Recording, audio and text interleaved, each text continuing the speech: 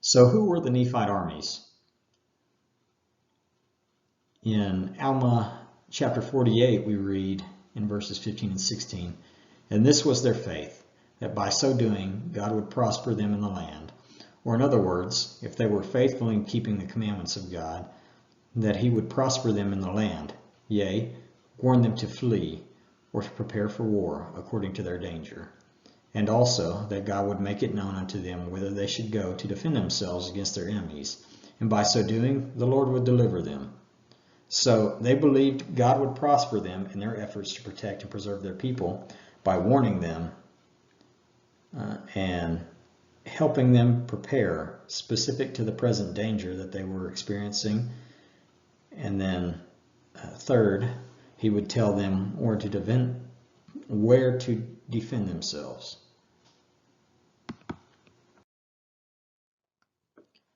So this is a review of each war and battle that the Nephites faced.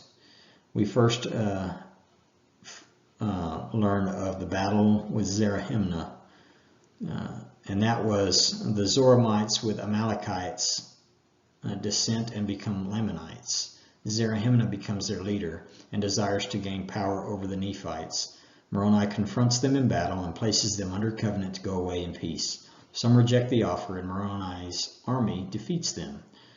This battle was also one that was commenced internally. Then we have the first Kingman battle, and this was another internal battle. It was Amalickiah who conspires to be king. Moroni leads a political struggle and attack on Amalickiah, who flees to Lamanites. Treason is punished by death. Few deny the covenant of freedom. In the first Lamanite invasion, the Lamanites invade in Amalickiah's absence, and not a single soul is lost on the Nephites. Nephites gain power over their enemies. The battle with Morianton consists of Morianton dissenting through a conflict with the city of Lehi concerning rights to the land. Teancum kills Morianton and peace is restored. The second Kingman battle is where the Kingmen attempt political change and fail.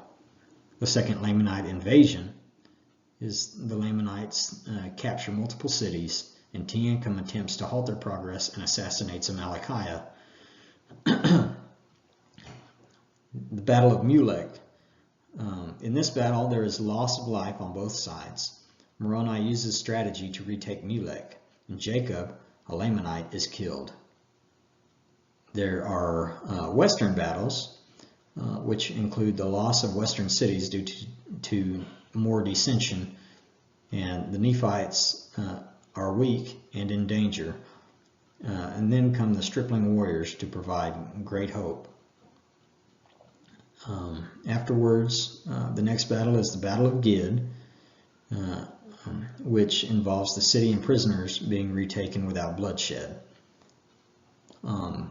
Then, the first battle of Antipara, with Antipas and Helam, who defeat a larger Lamanite army without losing any stripling warriors.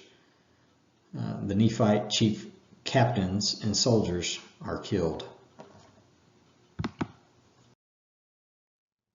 Then we have the second battle of Antipara, where the city is retaken without bloodshed and the Lamanites flee. Afterwards, we have the siege of Cumeni. The city is retaken without bloodshed. And then we have the Battle of Cumeni.